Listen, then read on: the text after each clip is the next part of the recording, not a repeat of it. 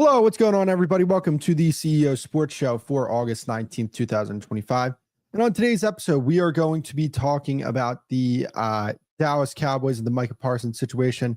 We're going to be talking about the Cincinnati Bengals and what Joe Burrow and everything going on there, what's happening over there. We're also going to be talking about John Harbaugh and the Ravens and how I think that they should probably look to switch some things up over there. But before we get into the episode, please make sure to hit that like button, subscribe. I'd greatly appreciate that. Please make sure to go check out the other pages on the network, that being the Stadium Pulse and the Mic Drop. I would greatly appreciate that. And yeah, it's Tuesday morning. Got through Monday, and I feel like once we get through Monday, I think the week just starts to roll by a little bit. So, still in the early phases of it, but I expect that this one, once Monday is over, we're rolling. So that is besides the point. Let's get into what people care about the most, and that is football, or sports in general. I shouldn't say that. If you're a basketball fan, then you're a basketball fan. You get what I mean. Let's start off in Dallas with the Micah Parsons situation. Again, I'm getting tired of talking about this. I'm going to be honest with you, because we all know how this is going to end up. We all know how this story ends with Micah Parsons and the Dallas Cowboys. Micah Parsons is going to be the highest paid player in the NFL in the next 2 weeks, max, right? Like that's how this is going to work. But what's so funny is that, again, Jerry Jones is stringing people along. This guy is amazing at marketing and creating this soap opera that he wants to create with the Dallas Cowboys. I mean, he's not great at winning anything, because over the past 30 years, we know, what that organization has done, but he does a great job with creating a soap opera, because he's got me hooked and he's got a lot of other people hooked. Now, here's the thing. Yeah, now people are talking about, hey, Micah Parsons, he could go to the Packers. It's not happening. Micah Parsons is not getting traded from this team. Micah Parsons doesn't even want to be traded from the Dallas Cowboys. Let's be honest. All right. Because if Micah Parsons really wanted to be traded from the Dallas Cowboys, he would not be showing up on the sidelines for preseason games. He wouldn't be at practice. He would have left Oxnard and went back to Dallas. And that's how he would have handled this if he actually wanted to be traded. But he does not want to be traded. He wants to stay with the team. But I understand where Micah Parsons is coming from with his frustration. Look, I get it. There are a lot of times where players in the NFL have way too much power, just in sports in general. They feel like they have way more power than they actually do, right? NBA especially. Oh, my God. But the Cowboys have leverage in this situation. He's under contract for this upcoming year. They can franchise tag him 2 more times. This is not the Dak Prescott situation, where Dak Prescott was a free agent at the end of last season. So the Cowboys had to make a move there, right? It's not the case with Micah Parsons. They still have 3 years of team control over him. And that's where I think the Cowboys are negotiating from. Well, they're not even negotiating. That's the craziest part about it. But when they eventually do negotiate, they do have a position of power there. But my thing is this. The question I ask is this, because there's so many questions that I have about this whole situation. Are the Cowboys delaying negotiations because they understand what's going to end up being the case? They understand the terms, they understand the length, they understand the money that he's going to get paid. Is that what's going on here? Because I have to think that is the case, right? Because that's the only reason why this is happening, why they're not even negotiating, because they probably know there's not that much room for negotiation. It's just so strange. It's so odd. I don't think I've seen anything like it in a long time. I mean, a player that it's extremely obvious that you pay this guy immediately. It's very strange to me. Right now, here's the thing. I do think that, some people in the media, some people that are friends with these agents, because there are insiders that are friends with agents, they'll say the way you build a team is that, you pay your players early, you pay your players a bunch of money, and you'll build a great football team. That is not necessarily the case for most instances. I'm going to be honest with you, but a guy like Micah Parsons, I understand why they would have waited on a guy like Trayvon Diggs, right? Even though they didn't, they actually signed. Trayvon Diggs is a guy that you actually wait out, to be honest with you. Like, the way they handled Trayvon Diggs is the way they should have handled, or the way that they handled that situation with Trayvon Diggs, where they just paid him right off the bat. They should have did that with Micah Parsons. And what they're doing with Micah Parsons, they should have done that with Trayvon Diggs. That's what they should have done, right? But Trayvon Diggs took a team-friendly contract. But like, Trayvon Diggs is a guy that you wait till the fourth season to extend, right? But when you have special players, when you have, guys like Micah Parsons, guys like CeeDee Lamb, guys like, Myles Garrett, obviously he's been off his rookie deal for a long time. I'm trying to think of other players that you could like classify that. Pat Surtain, right? When you have guys like that after their third year, just sign them. Like, those type of players, those elite type of players, that's what that's meant for. Like, I think the Eagles just re-signed Cam Jurgens. Like, that to me is a guy that you wait out, right? Like, you kind of wait a guy like that out. He's not like an elite player. He's like a solid player. But you know what I mean? Like, that to me is how I think that teams should go about this. But a guy like Micah Parsons, boom, like, easy. You know the terms, you know the length, you know the money that you're going to pay him. Sign him. And I don't understand what's going on here. I really don't. I understand the frustration from Micah Parsons and his side of this, his team with this negotiation. I understand the frustration, because if you're Micah Parsons, he is on lists. Micah Parsons is on lists with Reggie White, with Lawrence Taylor, for certain accomplishments that he has achieved throughout his career. Micah Parsons has 50 plus sacks in his first 4 seasons. He's been a first team All-Pro 3 times in his career. This guy has been one of the best defensive players in football, if not the best defensive player in football. What else does he need to show the Cowboys to say, hey, I deserve to be paid? He shouldn't have to show them anything from this point. Because he's already showed you. Like, he should have been paid, I think, 15 months ago. That's the way that should have been handled. Now, I get it. The Cowboys, I think that they're moving a little differently, and not in a good way.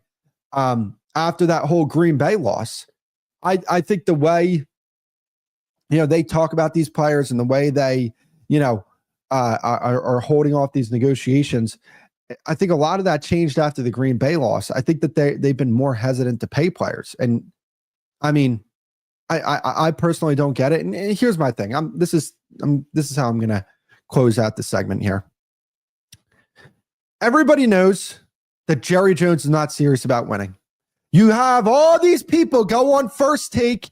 Yeah, I saw Emmanuel Akko last week on the red carpet for the Netflix premiere talk about, the red carpet, this is why the Cowboys aren't great. We have all these things, all these people talk about Jerry Jones and how he's not serious about winning. So here's my question to people. Why in the world are you understanding that Jerry Jones is not serious about winning, and then you look at a guy like Dak Prescott and you say, oh, he's not a top 10 quarterback.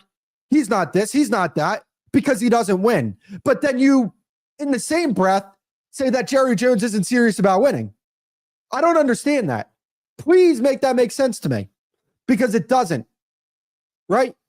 That's why when I talk about Dak Prescott elevating this organization, it's because he has a general manager who has been there for the past 30 years. He's the longest tenured general manager in football, and they haven't been to the NFC Championship game in 30 years. If there was a general manager in football that went 10 years without making the conference championship game, they'd get fired. But because it's Jerry Jones and he owns the team, he continues to be the general manager. So when we look at these players, we look at Dak Prescott, when we look at Micah Parsons, we look at CeeDee Lamb, I'm not blaming them for the shortcomings of the Dallas Cowboys. You want to know why? Because I didn't blame Romo, I didn't blame Dez, I didn't blame DeMarcus Ware, I didn't blame any of these guys.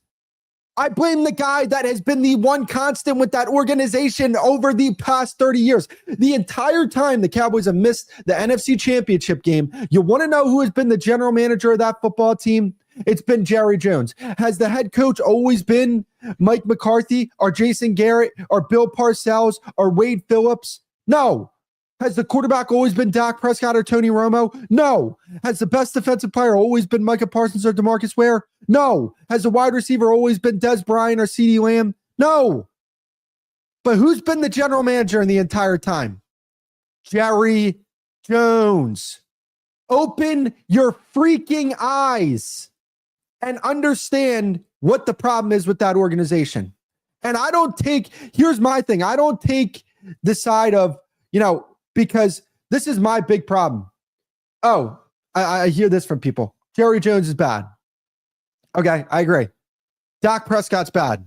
Well, I don't really understand. Micah Parsons is overrated. What? CeeDee Lamb, he's not a top 5 receiver. Huh? So the general manager is bad, but these guys who have clearly been elevating the organization to the point where they're winning 12 games in back-to-back years, they're overrated and they're not that good. I don't understand. You got to pick a struggle here because I think there's a lot of inconsistency with some of the things that people say about that football team. That's besides the point. Okay, whoa. Woo! That was a big one.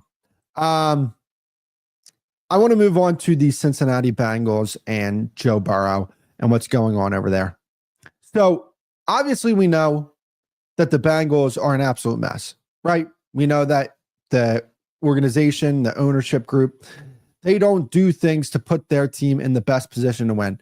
I mean, this is a team that they went to the Super Bowl, and I don't really think they did much to improve that team. They didn't understand the urgency to get a team around Joe Burrow to properly equip him with the pieces around him to go win a Super Bowl. I don't think they did that. And here's the thing. I kind of understand it from both sides, right? Because if I'm the organization, I'm saying, hey, Joe, you're a great quarterback. We surrounded you with 2 amazing receivers. It's how you're going to have to win games, my friend. And then from Joe Burrow's perspective, I can see it where he's like, look, I get it that you surrounded me with great receivers and that's how we're going to win games. I got to put up a bunch of yards. I understand that and score a bunch of touchdowns. I get that. But I need something on the defensive side of the ball here. I need at least something like, okay, 27 points per game. I can live with that. I can make it work, right? So I still go back to the organization. I blame the organization because I always blame the organization in these, certain situations. Because here's my thing.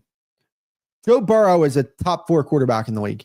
We talk about Lamar Jackson, Josh Allen, Patrick Mahomes, Joe Burrow, having one of those 4 quarterbacks, and you have a chance to make it far in the AFC side of the bracket. So I'm not going to blame Joe Burrow for the Bengals' shortcomings, but I also do think that maybe some things could be a little different. I don't like, because here's the thing. We have to remain consistent with how we do to these quarterbacks, right? How we talk about these quarterbacks. Because there are some people who would say, hey, Joe Burrow, it's not his fault. Nothing's his fault. Absolutely nothing. And I do err more towards the side of that, but I also do understand it from the organization standpoint where it's like, look, you're our guy. We didn't do what the Bills or the Chiefs or the Ravens do, where we're like, hey, we're going to go build on our defensive side of the ball. And, you're going to throw to guys like Zay Flowers and receivers on rookie contracts or, contracts that aren't that big. Right? Because that's what those teams do. That's what the Bills, that's what the Ravens, that's what the Chiefs do. They understand they have a great quarterback. So because of that, they say, hey, the quarterback, they'll make it work. Give him above average receivers and they'll be fine. Give him an above average offensive line and he'll be fine. Joe Burrow, that's not the case for him, right? He has, I think, the best receiver duo in the game, in my personal opinion. Obviously, that's up for debate. And that's where I kind of look at it and I say, yeah, you don't have the defense that Lamar and Pat and Josh Allen do, but they don't have the receivers like you do. And it's not even close. It's not even close either. Like, that's the way they're going to win games for the next 5 years here, because that's where all the money is. So I do put this on the organization when you talk about the defensive side of the ball, because they need to do a better job at drafting. They need to do a better job of pro scouting when you talk about, hey, look, we need to go find guys that we can pay, $3 to $6 million to, that are going to exceed that contract value, right? Like, that to me is where the best teams really rise to the top, is that they sign players and they get more out of them than what they're paying them. I mean, like, perfect example with the Eagles last year, when you talk about Zach Bond, that was a guy that they signed to a certain, a contract that wasn't that big, and he played overvalued that contract by a wide margin.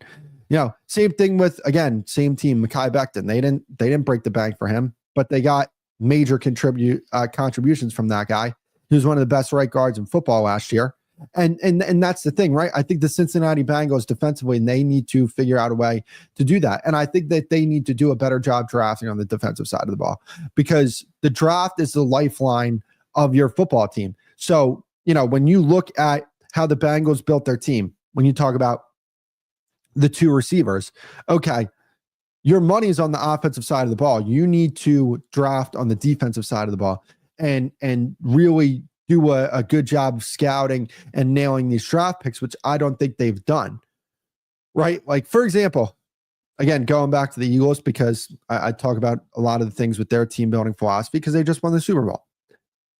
I can't remember the last time they drafted an offensive player in the first round. Was it Devontae Smith, right? Like 2022, I think they traded away one of their first round picks to the Saints for their first round pick the following year. And then they drafted Jordan Davis and they traded for A.J. Brown. 2023, Jalen Carter. 2024, Quinyon Mitchell. Jalen Carter and Nolan Smith. 2024, Quinyon Mitchell. 2025, Jahad Campbell. Like, all their money is on the offensive side of the ball. So they've just been drafting on the defensive side of the ball. And, good for them. They've hit on a lot of their picks. I think the Bengals need to do the same thing. They really need to nail that side of team building. And, that to me is where it's a little difficult, because you're trying to build a contender around Joe Burrow, and you're trying to take advantage of having one of the best quarterbacks in the game. But it's also difficult from the standpoint where it's like, okay, how are we going to get the type of defensive talent on this team that we need to get in order to get us over the top, in order to at least have a defense that's middle of the pack? Because if the Bengals have a defense that's in the middle of the pack with the type of offensive production that they have, and the type of, talent that they have on that side of the ball, and how effective they are, they could be a team that contends in the AFC. But unfortunately, I just don't see, especially if they trade Trey Hendrickson, I don't see a path to them having an average defense, because they didn't have an average defense last year. I don't think that they improved that defense. And especially if they trade Trey Hendrickson, it's going to be even worse. So that's where I kind of look at this and I say, okay, they're in a little bit of a tough situation there. So Cincinnati, definitely a team to look out for, and a team that I'm going to have my eyes on. And, I've heard some, and I think Ben's actually going to talk about it today, trade talks for Joe Burrow, like moving on from the organization. I don't know if it's going to get that far. I don't. But I mean, you would love to see them do a little more to help out Joe Burrow on the defensive side of the ball. Again, I get it. A lot of their money's on the offensive side of the ball, but do your job when it comes to pro scouting and college scouting, and try and get better talent on that side of the ball. Okay. So before we get into our next topic, please make sure to hit that like button, subscribe. I'll greatly appreciate that. Make sure to go check out the other shows on the Kretschman Media platform, the Mic Drop and the Stadium Pulse. Mic Drop goes live today, 10 a.m. Eastern Standard Time. Stadium Pulse goes live at 6 p.m. Eastern Standard Time. Okay, let's move on to the Ravens and John Harbaugh. I think the Ravens have to come to a decision at the end of the year here. And obviously, the decision's going to go one way. It's either the quarterback or the head coach. And obviously you're going to pick the quarterback there because Lamar Jackson is probably going to sign an extension very soon here. But they got to do something here. If they don't at least get to the Super Bowl, they got to make a tough decision here because you got to ask yourself the question, okay, how many times are we going to get to the playoffs and not reach our ultimate goal? How many times are we not going to get further than we have previously with Lamar Jackson?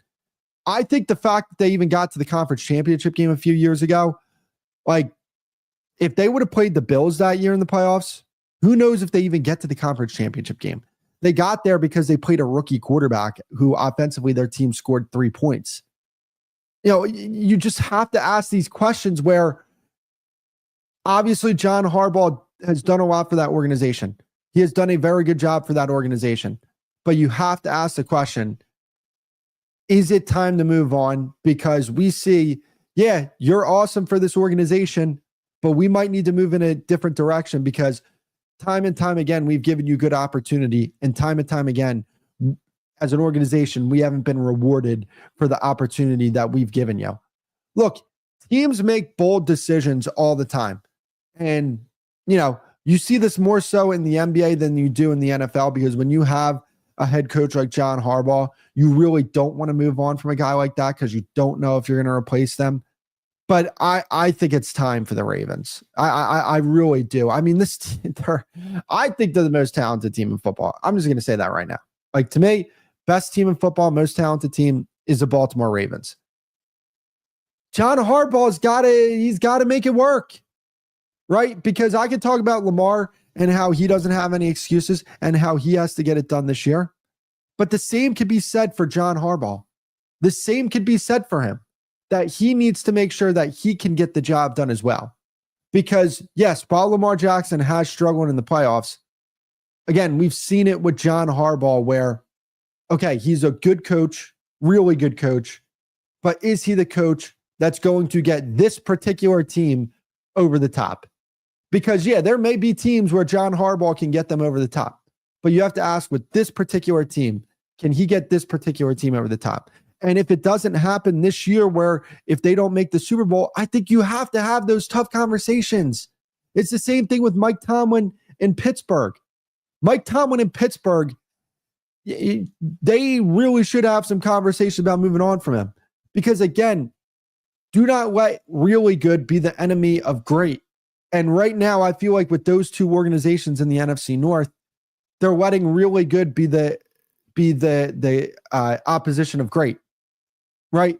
Like these guys have won Super Bowls in the past. Obviously, they're teams that, you know, they've won a lot of regular season games over the past 10 years here. Even in the Ravens instance, they've won some playoff games. But you have to ask yourself, okay, do we move this culture in a different direction?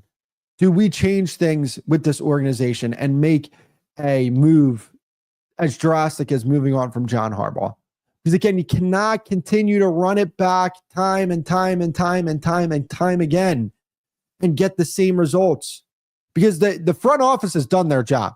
Don't get that twisted. The Ravens front office has done their job. This is not anything. This is not an Eric DeCosta thing, right? This ain't on the front office for the Baltimore Ravens. They have done their job. Obviously, they have a great quarterback. They have a really good offense, you know, and the quarterback is the engine of that offense. Their defense is incredible. I mean, they draft exceptionally well. They have depth everywhere defensively. I mean, their defensive tackles are so damn good. They're going to be putting good defensive tackles on the street because their room is so deep. It's time for the Baltimore Ravens. They're the team to me that is under the most pressure. The Baltimore Ravens are under the most pressure this upcoming season to get it done because they've been knocking on the door. They've been close, but they haven't gotten it done yet. Even more than the Buffalo Bills. I'll even say I think that the Baltimore Ravens have more on their plate, more pressure than the Buffalo Bills, because I don't believe the Buffalo Bills are as talented as the Baltimore Ravens. I just don't believe that. I don't think that's the case. So going forward here, I just think they have to make a tough decision. And again, it's not going to be at the quarterback position because Lamar Jackson is going to sign a contract extension in the next few weeks, making him, you know, a $60 million plus quarterback. It's happening. It's going to happen. He's going to sign that extension very soon. So you're tied into Lamar. You know, you wonder if you move on from John Harbaugh, are you moving on from Todd Monken as well, who has done, I think, a great job with improving Lamar Jackson's game? Do you make that decision as well? But whatever decision they make, they have to make one at the end of the season. And that to me is John Harbaugh. You got to make a change there if you don't get the results that you're looking for because of how talented this roster is. And I talked about it with Lamar Jackson. To me, he's out of excuses at the end of this season. If Lamar Jackson does not get this team to where they need to be with this roster, I'm out. Again, I'll look at him as one of the best quarterbacks in the game, but I'm out. There's certain players that they're just fantastic regular season players. They're in conversations because of the fact that they're so damn productive in the regular season. I equate it to James Harden in the NBA, where James Harden, man, he would put up some stellar regular seasons, but come playoff time, there would be some questions. And that's where I look at Lamar and I'm like, okay, are you that? Or are you one of these guys that is actually going to step up and get the job done for your team? Because I'm sorry, I'm not giving him the benefit of the doubt that I give Josh Allen, he, to me, I think you can even make the case that Josh Allen's a better playoff quarterback than Patrick Mahomes. I think you make that case. I really do, even though Patrick Mahomes has 3 Super Bowls.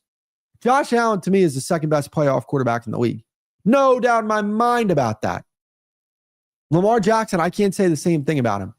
And again, we've seen situations where, okay, loaded roster and has fallen short. Josh Allen, yeah, the Bengals loss from a few years ago, that was a bad look.